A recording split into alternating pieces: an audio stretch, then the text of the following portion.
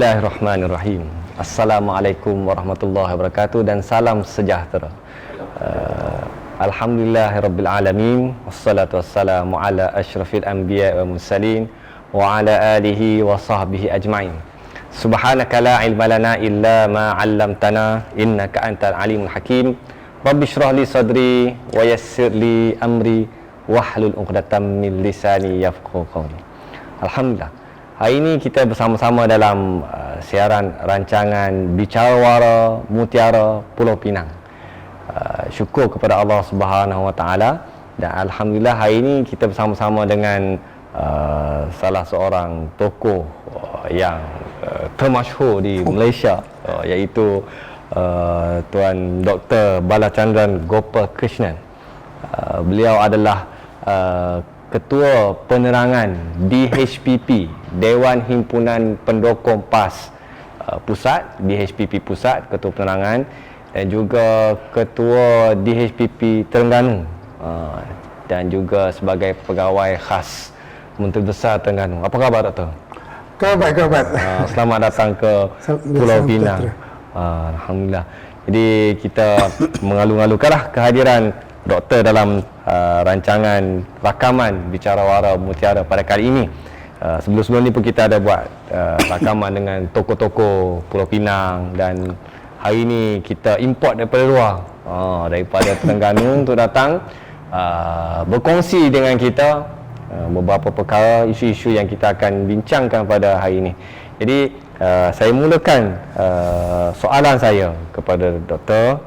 Bagaimanakah background ataupun latar belakang Doktor dan PAS? Boleh cerita, kongsi dengan terima kasih Ayah Rafi'i. Selamat petang semua kepada para pendengar, khususnya rakan-rakan daripada negeri Pulau Pinang. Saya actually berasa terima kasih kerana Badan Perumahan PAS Negeri memberi saya suatu penghormatan untuk bersama mereka dalam Bicara Murni, Bicara Mutiara. Bicara Mutiara ini untuk kita sama-sama menghayati kenapa saya seorang bukan Islam ini bersama PAS selama hampir 15 tahun. 15 tahun lah. Okey. Umur saya sekarang 60. Nampak muda. Dan sudah berkahwin, 3 orang anak, seorang perempuan dan lelaki. Dan saya berkecimpung ataupun dalam pengajaran sumber manusia, PhD dalam sumber manusia. Dan saya berkhidmat di banyak kata orang perniagaan hotel dengan peranjitan. Okey. Sebelum saya menyandang jawatan pegawai khas Menteri Besar Terengganu Hal Ehwal Bukan Islam. Lepas kita menang PRU 2018. Tetapi saya ingin menzahirkan di sini kenapa saya memilih PAS. Sebab ramai orang tanya kepada saya, bila saya bersama dengan orang India, orang Cina, orang Siam, kenapa PAS, Doktor? Kenapa tak bersama dengan DAP ke, bersama dengan PKR ke, MIC ke, PPP ke? Saya itu satu jawapan yang senang saya jawab, tetapi sukar untuk mereka menerima. Sebab bagi saya bukan seorang ahli politik. Secara amnya, saya dalam bahasa Inggeris boleh katakan a reluctant politician. Itu saya. Tetapi bila saya berhijrah ke Kuala Terengganu tahun 2007. Sebelum itu saya di KL. Saya bersama dengan perjuangan Hindraf masa itu. Masa itu Hala Tuju Hindraf was different, dan cara pendekatan saya lebih kepada menyelesaikan masalah. Okey. Tetapi sometimes saya nampak isu-isu yang kita terlalu emosional ini, kita menimbulkan banyak masalah. Menimbulkan masalah. So apa yang berlaku bila isteri saya berhijrah ataupun dipindahkan daripada jabatan Perdana Menteri ke jabatan pengangkutan jalan raya saya pun ikut. Terengganu. Saya nak cari sedikit ketenteraman lah. Okay, itu tujuan saya. Okey. So bila saya ke Terengganu, saya dapati bahawa hanya 2 platform yang wujud di Terengganu masa itu. Suatu platform UMNO, iaitu Barisan Nasional lah, bersama MIC, MCA, Gerakan, dan platform PAS. Okay. Pada masa itu kita tidak ada dewan, kita hanya ada kelab penyokong PAS. Kelab penyokong PAS. Okay. So saya adalah satu-satunya seorang yang pergi mendengar ceramah-ceramah PAS masa itu. Iaitu tengah prepare untuk PRU ke-11 ke-12 tahun 2008. 2008, okey. So kita ada banyak ceramah. So saya seorang sajalah orang India yang nampak di ceramah PAS di Terengganu. Sebab komuniti India di Terengganu hanya dalam 2,000 orang. Oh, seluruh Terengganu dan komuniti Tionghoa dalam 28,000 30,000 orang. Okey. So dalam arti kata yang lain, Terengganu adalah sebuah negara yang mempunyai warga Melayu Islam dalam peratusan 97%. Oh, tinggi lah. So suatu keadaan yang pada masa itu bagi saya suatu yang tidak begitu selesa. Masa itulah. Masa tu. Okey. Tapi apa yang saya merasai adalah bila saya pergi ke ceramah-ceramah PAS ini, saya rasa selesa. Sebab saya dapati mereka penghormatan yang diberi lebih menampakkan kasih sayang. Penghormatan kepada siapa? Pada saya sebagai seorang seorang pendengar. Oh, pendengar. Jadi nak magi-magi depan duduk dengar. So duduk depan. Dia memberi saya satu gambaran bahawa ada lebih dari ini dalam PAS dan Islam ini. You know? So saya mulalah berkecimpung di dalam PAS. Tiap-tiap apa tu kata orang dalam konteks mengenali PAS masa itu. So dalam konteks itulah saya mula bersama kelab penyokong, you know. Dan masa itu dia itu Pakatan Rakyat. Pakatan Rakyat. Dia ada DAP, dia ada PKR, dia ada. So kita bersama satulah kita wujudkan platform itu. Dan dari sana mulalah perjuangan saya ataupun penglibatan saya dengan PAS. So basically itu permulaannya yang saya katakan isteri sejarah saya lah. Basically itu dalam arti kata yang lain. Okey. Kenapa dengan PAS? Ya. Satu soalan yang begitu cantik. Betul. Kenapa dengan PAS? You see, bagi saya bila saya nak cari satu platform untuk menyelesaikan masalah rakyat. Okey. Kita kena ada satu platform yang betul-betul ikhlas, ada jaminan bahawa kita boleh bersama dan menikmati keindahan yang diberikan oleh Tuhan. Okey. Tetapi bila saya bersama rakan non-Muslim, saya nampati ada 3 persoalan yang utama. Yang mereka selalu wawakan, dia orang tanya dan sebagainya. Suatu isu keadilan. Mana kita boleh cari keadilan yang seksama di tempatnya? Orang India masa itu dan orang dia rasa terpinggir. Masa zaman Barisan Nasional. Mereka rasa terpinggir. Di Terengganu, di whole of Malaysia jugalah. Okey. Dan kedua, mereka rasa banyak isu yang melibatkan politik perkauman. Dia tak nak politik perkauman. Okey? Suasana yang tidak selesa. Suasana yang tidak selesa untuk mereka. Dan ketiga, mereka rasa mereka dapat menganut agama mereka masing-masing tanpa sebarang gangguan dan tidak ada apa-apa paksaan dalam agama. Itu isu-isu penting yang mereka wawarkan ataupun tanyakan kepada saya masa kita dalam konteks survey lah. So, parti manakah yang dapat memberi jaminan itu? Itu menjadi persoalan saya juga. Tetapi saya nampak dalam konteks DAP, PKR, MIC, mereka hanya banyak retorik dalam konteks keadilan, dalam konteks tidak ada perkauman dan konteks dalam tidak ada paksaan dan agama dan sebagainya. UMNO dan all that. Tapi kita nampak bahawa dalam erti kata pendekatannya dia berbeza. Mereka rasa mereka terpinggir, tidak diberi peluang. Lepas tu mereka juga rasa ada politik perkauman, hidup Melayu. You know, so bila dia kata hidup Melayu, mereka rasa India, China semua sudah matilah. Tak tinggal lah untuk dia orang. So ini semua politik yang mencelarutkan.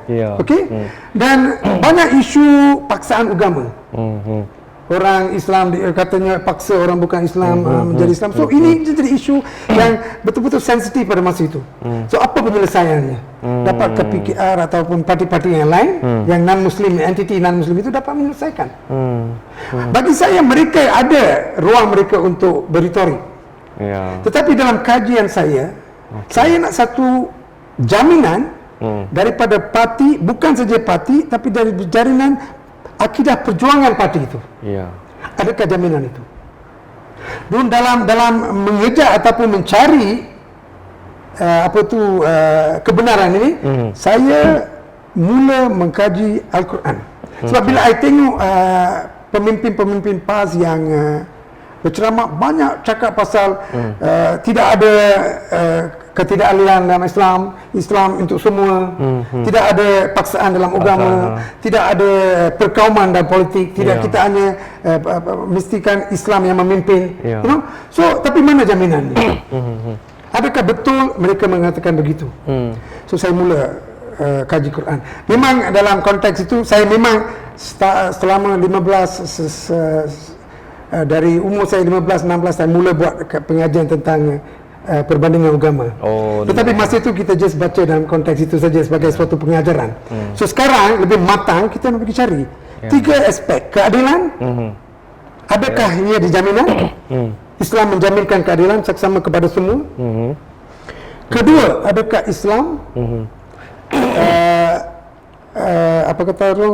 meranapkan politik perkauman? Dan ketiga, adakah Islam satu agama yang tidak ada paksaan? So dalam saya mengkaji Quran itu berjumpa, saya nampak 3 surah ataupun mutiara yang memberi jaminan kepada Islam dan bukan Islam pasal keadilan. Suatu yang saya selalu lafazkan, surah Al-Maidah ayat 8. Wahai orang yang beriman, hendaklah kamu sentiasa menegakkan keadilan dan menerangkan kebenaran demi Allah. Jangan sekali-sekali kebencian kamu terhadap sesuatu kaum itu mendorong kamu melakukan ketidakadilan. See, it's very clear. Jangan sekali-sekali kebencian kamu terhadap sesuatu kaum itu mendorong kamu melakukan ketidakadilan. Hendaklah kamu laku adil kepada sesiapa jua. Kerana sikap adil itu sehampir dengan takwa. Bertakwalah kamu kepada Allah. Kerana Allah mengetahui dengan mendalam apa yang kamu lakukan. Apa kita nak tanya lagi? Jaminan dari Quran.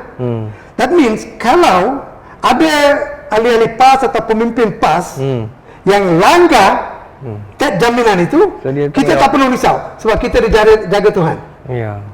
Kita tak perlu komplain pun sebab Tuhan akan menjaga masalah itu.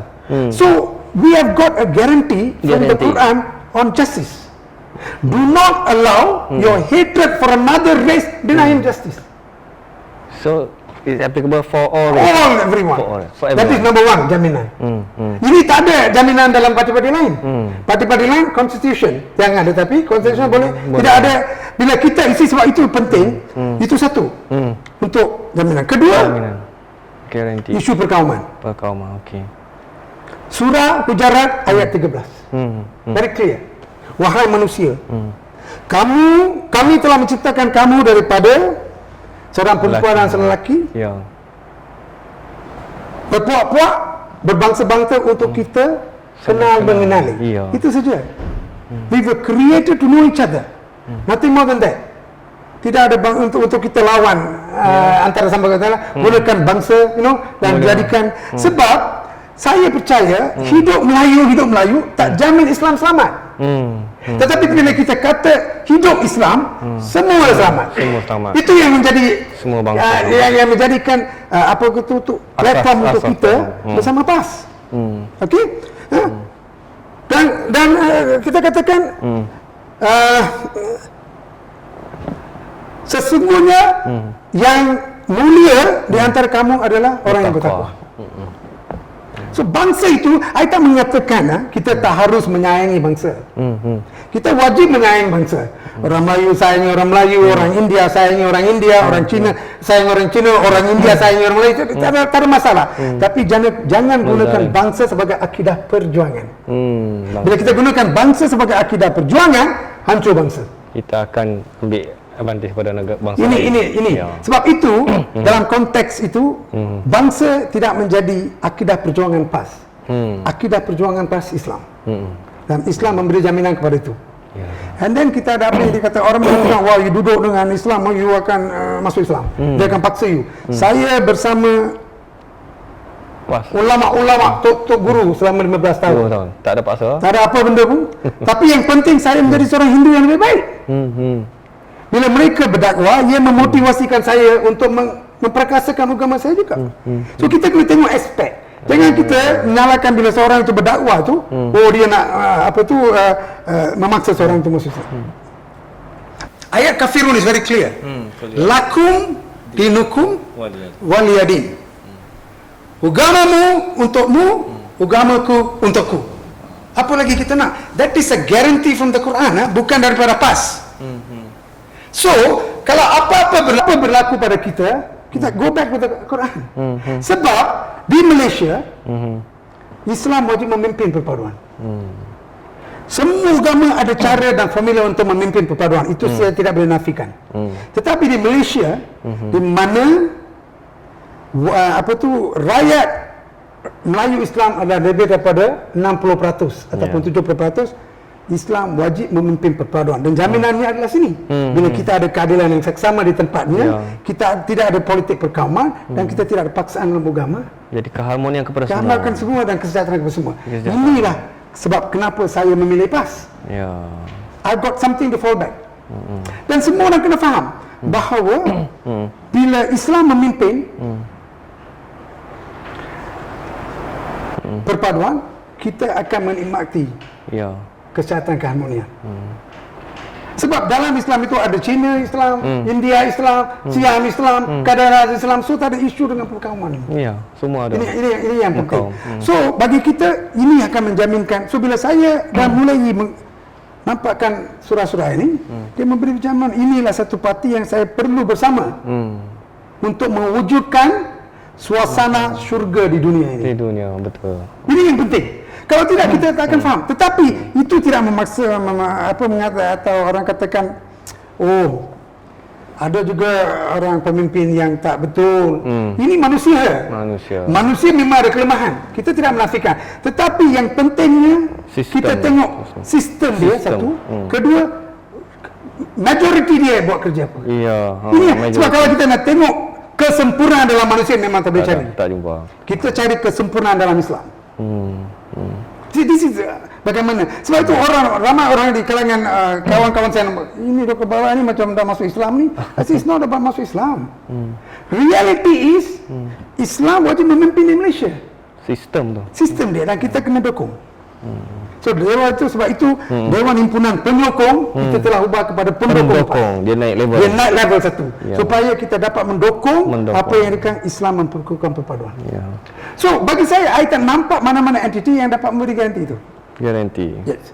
Kita nampak DAP ada masalah. Tadi saya bersama dengan geng-geng Tionghoa dengan DSPP, banyak masalah pasal DAP. Tapi bagi saya itu masalah DAP. Kita tunjukkan mereka cara penyelesaian. Ini yang betul. Kalau kita duduk hari-hari nak cakap pasal kesilapan dan kesalahan orang lain, kita tak akan habis. Dan kita tidak akan mencapai matlamat kita. Matlamat kita mewujudkan kesejahteraan dan keharmonian kepada semua. Dan ini hanya akan boleh bila kita letakkan Quran di Malaysia ni untuk mewujudkan dan mengukuhkan perpaduan dan kita bersama dalam membuat kebaikan, amal ma'ruf nahi munkar. Ini yang patut kita follow. Dan bila kita follow itu, kita tak ada masalah. Sebab itu saya betul-betul very selesa dengan PAS. Orang tanya, 17 tahun tak pun jadi seorang Islam. tak berapa Sebab menjadi seorang Islam bukan hak mana-mana pihak. Itu hak Allah Subhanahu Wa Taala. Bila dah sampai masanya dia jadikan you tak boleh cakap apa pun. Tetapi yang penting ahli DSPP adalah seorang non-Muslim dengan agama dia sendiri, dia Kristian ke, dia Buddhis ke, dia tetapi berjiwa Islam supaya dia dapat memahami dasar perjuangan PAS. Sebab dasar perjuangan PAS sesuatu yang lain dari lain. You kena tahu dia daripada akar umbi. Dasar perjuangan PAS berlandaskan pada Al-Quran dan Sunnah. Ia adalah suatu parti, bagi saya adalah parti yang berwahyu. A divinely ordained party. Dia ada apa yang dikatakan perhitungan dosa dan pahala. Itu yang jaga. Itu yang jaga. Itu yang jaga kita. Ya. Pemimpin PAS dia terlekat ataupun terikat dengan perhitungan dosa dan pahala. Sebab bila you terikat, then you kena jawab. Bila you ada perhitungan harus dan perhitungan yang kata orang semua tak haram itu semua boleh. So ini yang bezakan PAS dengan apa yang katakan dengan parti-parti lain. Ini pendapat dan pengalaman saya lah. So this is the situation yang kita boleh wujudkan hari ini. So saya actually nak adakan banyak roadshow di Penang.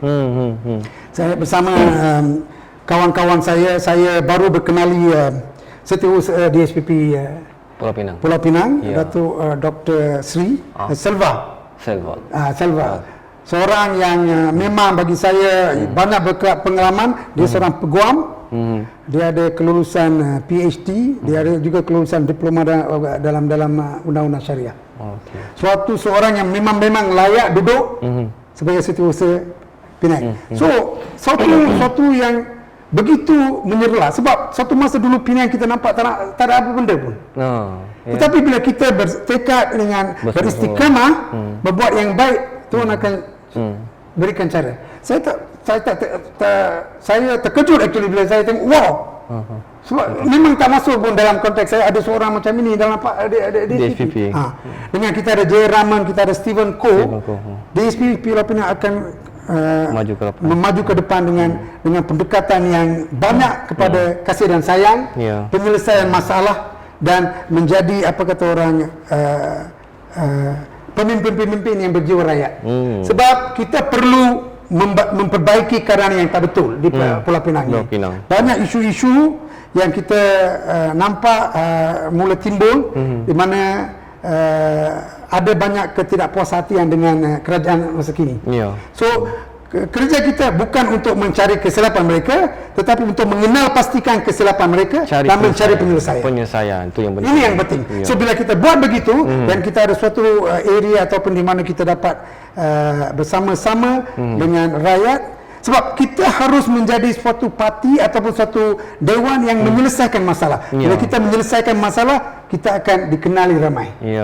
Tak perlu kita nak wawarkan DSPP pun. Itu siapa tu? Di mana? DSPP. DSPP. So, kita buat banyak kerja penyelesaian masalah. Walaupun kita tidak boleh menyelesaikan 100%, tetapi kita menyelaraskan. Ada cara kita dah buat something. Sebab menyelesaikan masalah itu mungkin ambil banyak masa. Sebab apa yang berlama-lama berkarat ini dia akan kena masa nak cuci semua itu. Tapi yang pentingnya kita ada halau tuju kita. Dalam konteks itulah kita dapat bahawa DSPP sekarang perlu bekerjasama dengan PAS dan mewujudkan satu saluran untuk non-Muslim membawa masalah mereka untuk apa kata orang dipaparkan kepada satu Malaysia. Apakah masalah yang dihadapi di Penang dan bagaimana kita menyelesaikan masalah itu. Itu basically. Jadi itulah kita punya rakaman ni pun kita harapkan sedikit sebanyak memberi input kepada penduduk Malaysia, penduduk Pulau Pinang, 40% lebih yang bukan Islam. Jadi membuka mata kepada penduduk Pulau Pinang ni sendirilah. Sebab satu lagi Ayah Rafiq, kita kena faham. Pulau Pinang suasana politik dia berbeza. Berbanding dengan negeri-negeri Selangor, Perak, Kedah. Sebab suasana politik dia pertama kalinya dia punya ketua menteri bukan Islam. So pendekatan pemimpin PAS pun sebab sekarang kita kerajaan persekutuan, dia kena ada pendekatan yang menzahirkan kepada memahami cara hidup orang bukan Islam. Ya. Dan mengaturkan rancangan-rancangan yang dapat menyalurkan kesesuaian itu. Kesesuaian. Ini penting. Jangan kita wujudkan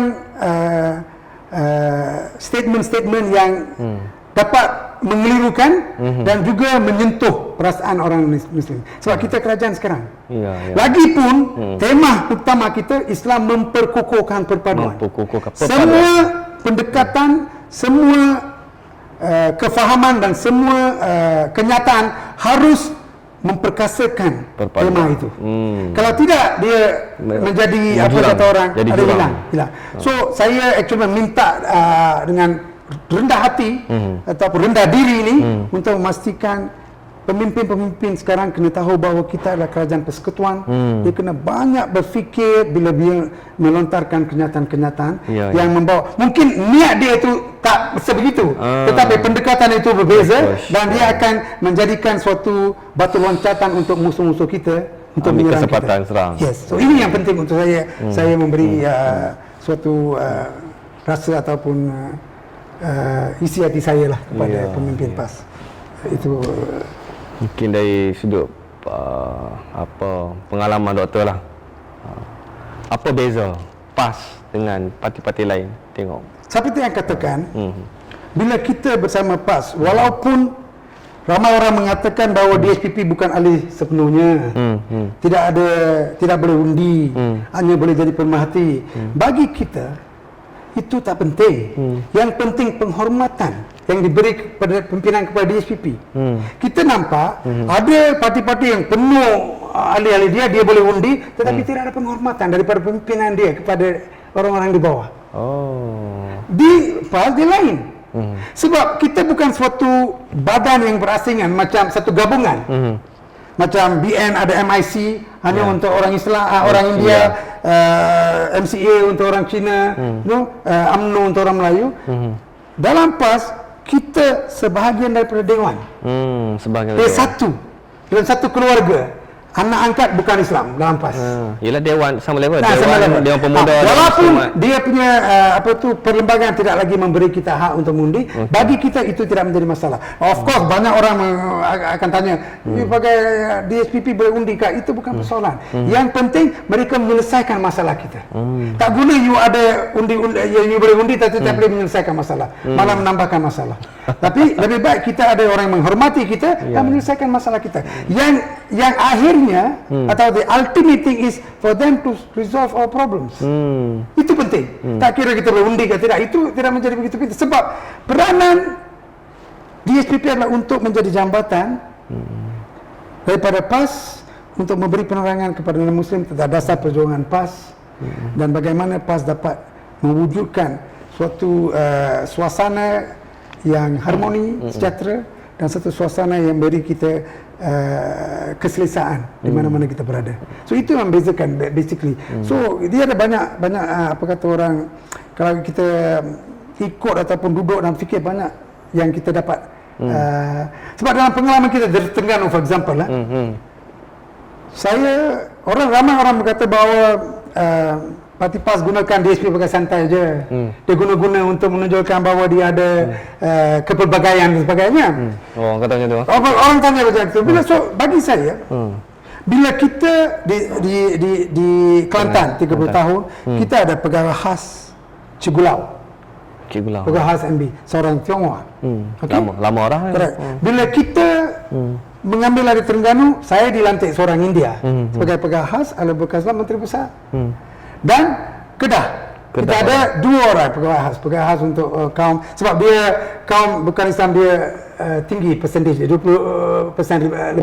So dia bagi kepada pegawai Halal Cina, Halal India. Dia bagi dua. Dan kita sekarang yang paling baik dan yang betul-betul menunjukkan bila ketua DSPP pusat dijadikan senator. Senator dia pangkat. So apa lagi you kata kita santai-santai ni? Ini bukan santai-santai. Ini bukan santai-santai.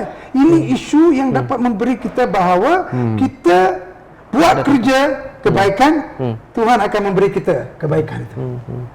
Balas dengan kebaikan. So kita bukan duduk nak minta jawatan dalam PAS ni. Kita nak buat khidmat.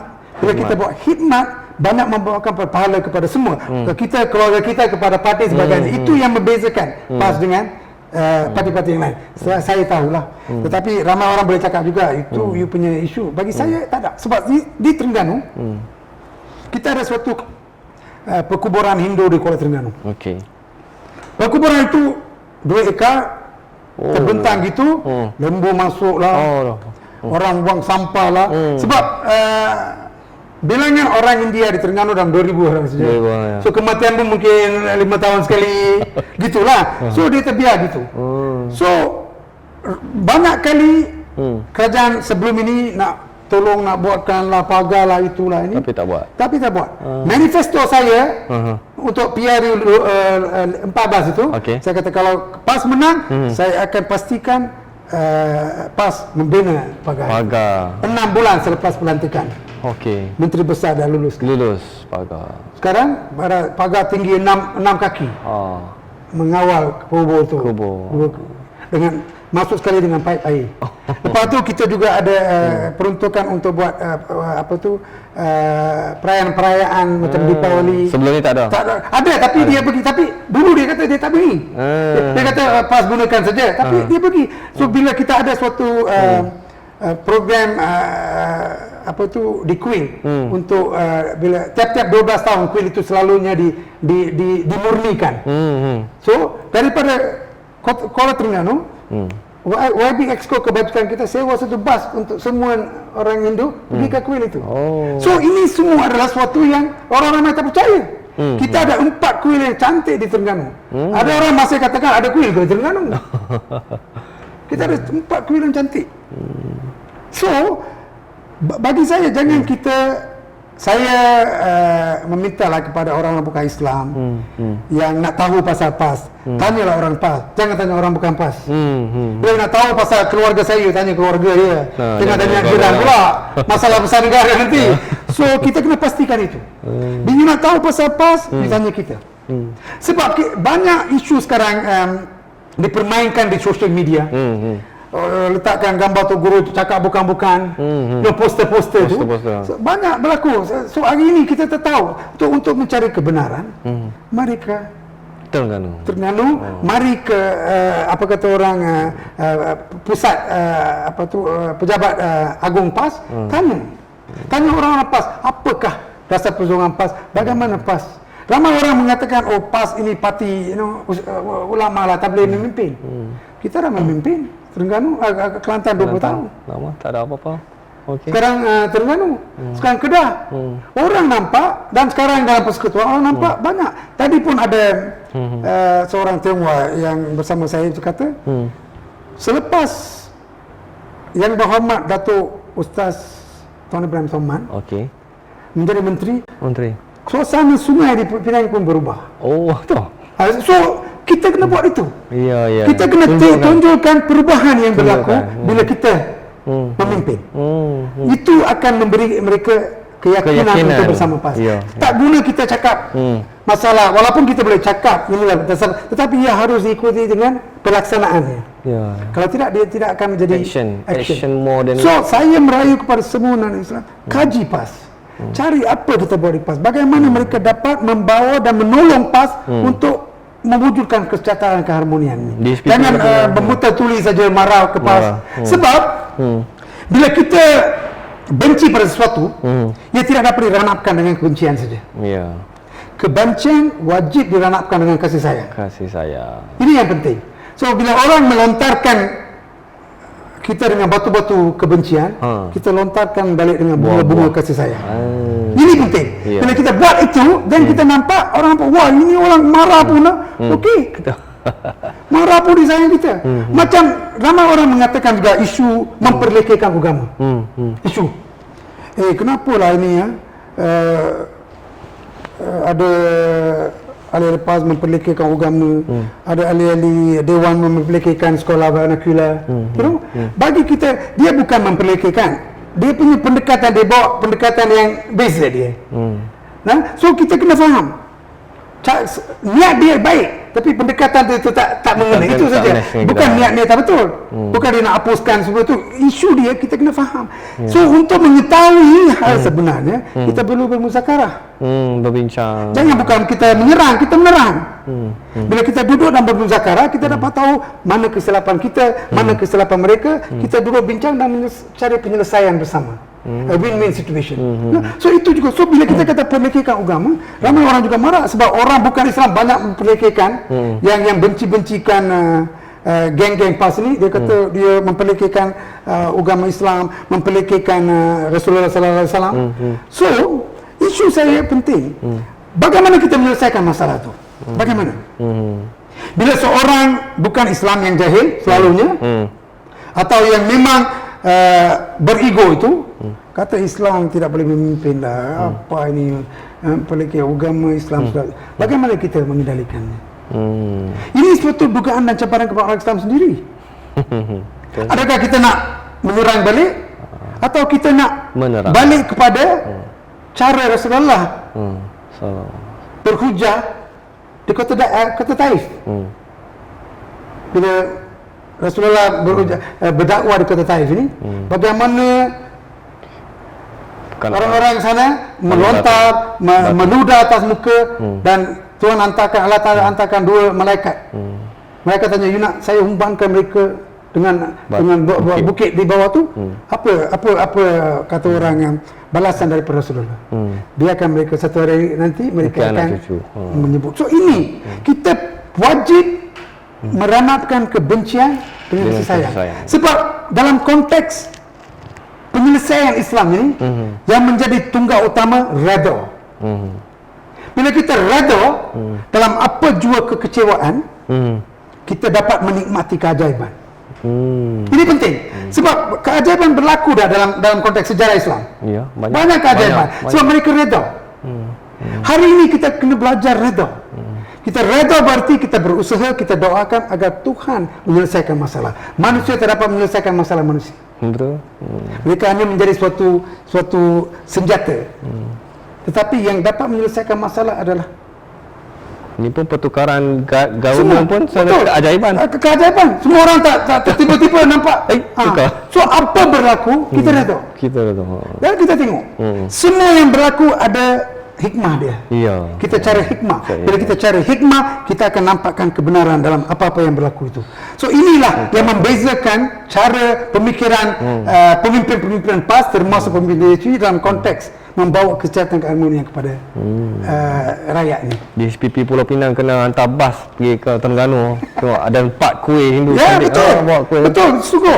Mereka ni bagi tengok macam mana kuih ada cantik-cantiknya tu.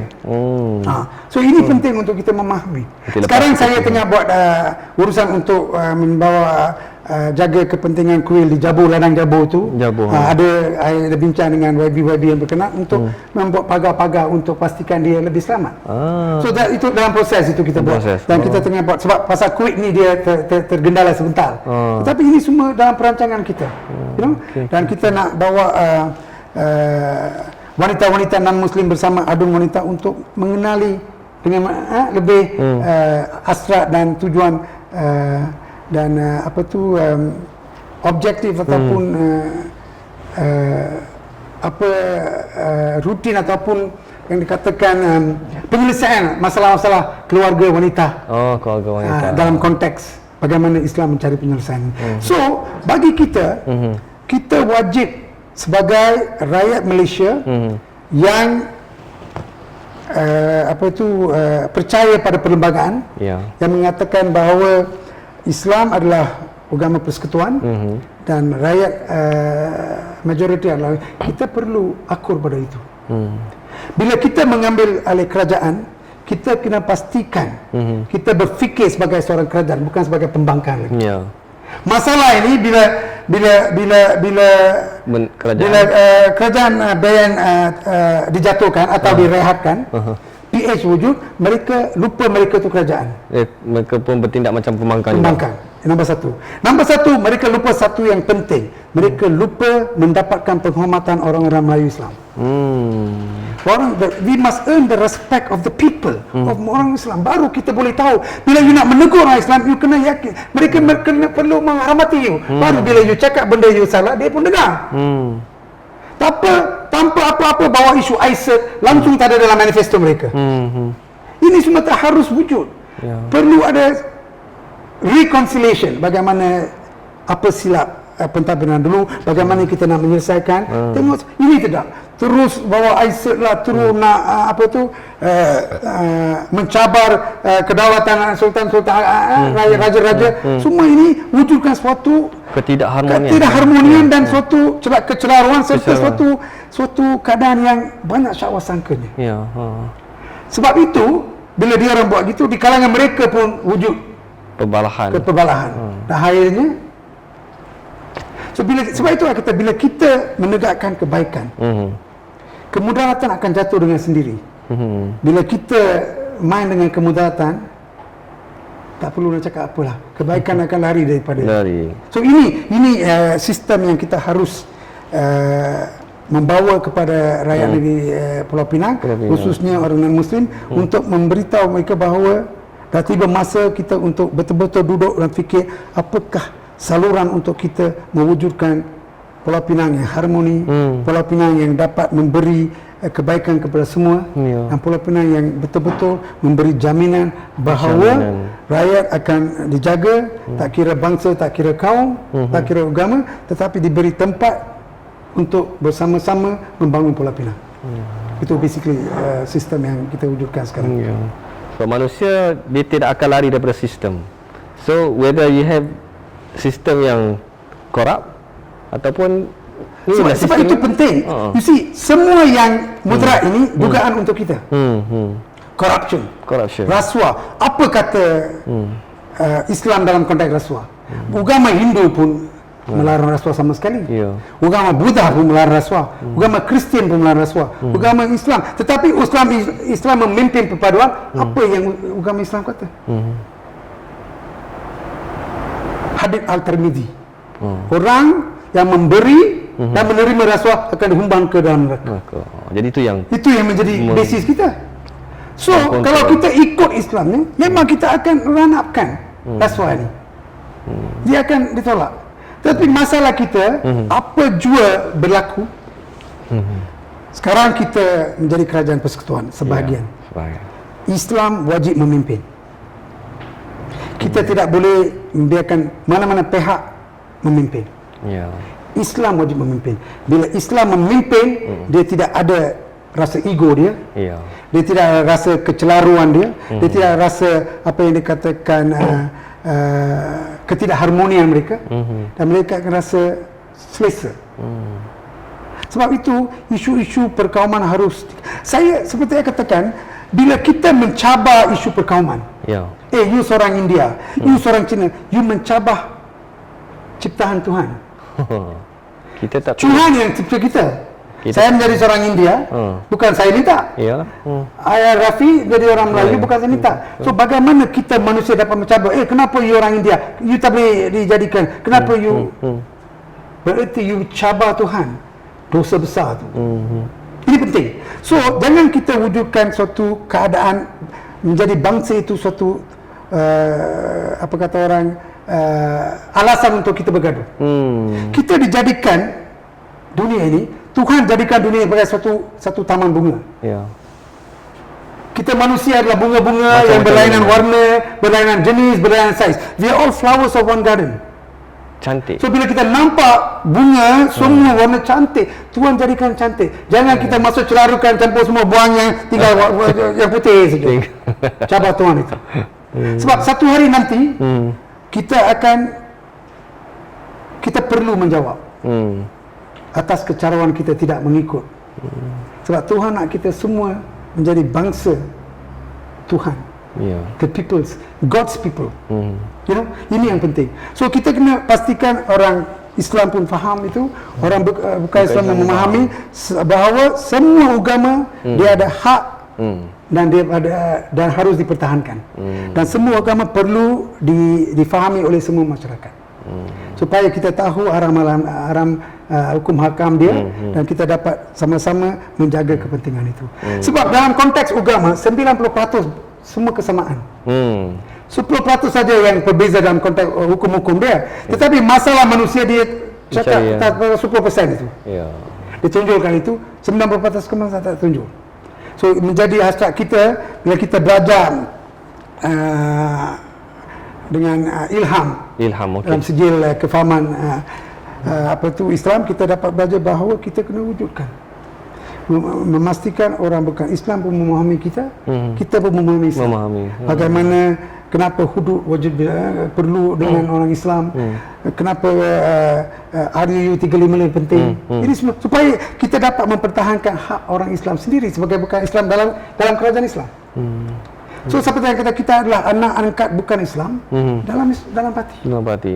Kita perlu mempertahankan kebaikan Islam sebagai cara hidup dan sama-sama kita menerangkan kepada orang bukan kenapa PAS yang berdasarkan atau berlandaskan kepada Al-Quran Sunnah wajib memimpin untuk kita Malaysia terus maju berkat dan sejahtera.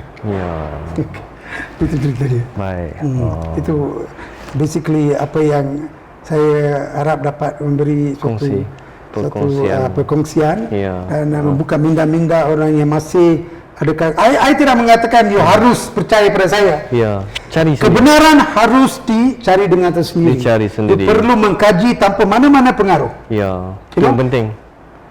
Truth must be investigated independently. Baru you akan dapat tahu kebenaran. So apa yang saya cakap, mungkin saya cakap sebagai seorang orang fikir ini dulu orang ini dia memang cakap. Tapi you balik, you cakap ke betul ada surah Hujarat ayat 8. Surah Al-Maidah ayat 8, surah Hujarat ayat 13, ayat Kafir, pergi cek betul kan? Cari sendiri. Dan you akan tahu. Bila you dapat tahu bahawa kita ini ada jaminan untuk duduk sama-sama dan menikmati keindahan yang diberi oleh Tuhan kepada kita. Saya nampak tu perkataan yang penting untuk kita ketengahkan jaminan tu. Betul. Orang tak yakin. Betul ke ni? Betul. Jadi kita nak memberi jaminan. Betul. Jadi tuan-tuan penonton cari sendiri. Kita hari ini membuka peluang, cari sendiri. Betul ke tak betul apa yang doktor kata? Sebab memang banyak PAS banyak difitnahkan oleh musuh kita. Dan banyak berita-berita social media yang di apa kata orang banyak dikawal oleh musuh-musuh kita itu mewujudkan banyak ketidakcelaruan dan isu-isu agama dilontarkan dan dia wujudkan satu perangkap untuk kita jatuh. Jangan kita jatuh dalam perangkap tersebut. Kalau ada seorang cakap, tuan guru dah cakap macam ni, investigate. Find out betul ke dia cakap. Sebab sekarang saya pun ada satu masa dulu saya pun tak percaya, tapi saya pun kena sendiri. Bila saya lantik jadi pegawai khas Menteri Besar, gambar itu dia letakkan pegawai. Lepas tu 2 hari lepas ada pula gambar yang sama kata Dr. Bala mengajak pemimpin-pemimpin Islam, parti Islam pergi mencuci diri mereka di Sungai Gangga. Tapi kalau dia orang boleh buat kepada saya, mereka boleh buat kepada semua orang. So kita kena kaji itu. We'll have to investigate truth independently. Baru kita dapat merasai bahawa kita ini dapat kebenaran yang sebenar-benarnya. Sebab Islam memang sempurna. Dia tak ada sempurna. Agama lain semua pun sempurna. Tetapi dia ada pendekatan yang beza berbanding pada cara-cara itu. Kita harus menghormatinya. Kalau tidak, dia akan sebab you tengok kalau kita nak cakap pasal bila kita bersama non-Muslim, awal perkataan cara kita bercakap itu kena penting. You see, bila saya ada seorang father, mungkin father saya tak baik pun, you kata my father is the best. Same with you. Walaupun your father good, you said that. So I kata macam mana your father not, you better follow me. Dia tak boleh jadi gitu. Tiap-tiap orang ada dia punya comfort dalam. Seorang Islam dia ada hak, dia ada dia cinta dia pada agama dia. Dia no comments on that. Semua seorang Hindu pun serupa. So jangan kita buat perbandingan agama. Kita cari persamaan. Perbandingan agama tidak akan memupuk perpaduan. So bila kita mengukuhkan perpaduan, kita kena cari persamaan dan menghormati perbezaan. Ini yang penting. So saya nak bawa sekali lagi nak merayu dan mengingati orang-orang bukan Islam di Pulau Pinang. Investigate the truth independently. Investigate yourself. You tengok adakah PAS betul-betul apa yang mereka fikirkan. Then bila you dah cari dan you tahu kebenarannya, you tak akan tinggalkan PAS. There's no way you will leave PAS sebab you tahu kebenaran itu bersama PAS. Terima kasih. Okey, alhamdulillah kita dah bersiaran hampir 1 jam lah. Ya, betul. Jadi hari ini kita sangat berbesar hatilah menerima tetamu daripada Terengganu, Tuan Dr. Bala bersama-sama dengan kita pada hari ini. Semalam pun saya tengok dalam Facebook, dia keluar dalam memori. 2015 dulu saya pernah duduk sekali dengan Dr. Bala bicara tentang tajuk wacana hudud di Hotel Sri Malaysia. Jadi hari ini anniversary hari ini Dr. Bala datang ke Pulau Pinang ni. Jadi kita sangat berbesar hatilah. InsyaAllah lepas ni kita akan mungkin ada topik-topik lain lagi kita boleh bincang. Saya akan menyarankan kepada DSPP Penang untuk terus menyelesaikan masalah rakyat. Ya. Fokuskan kepada penyelesaian, fokuskan kepada cara pendekatan yang berteraskan kepada kasih dan sayang, dan wujudkan suatu situasi yang keadaan mereka rasa selesa dengan kita, supaya kita dapat mereka dapat merasai perbezaan mereka dengan kita dengan parti-parti yang lain, dan kita boleh wujudkan satu suasana di mana kita rasa kita semua satu keluarga manusia, di mana kita dapat merasai kesakitan dan apa kata orang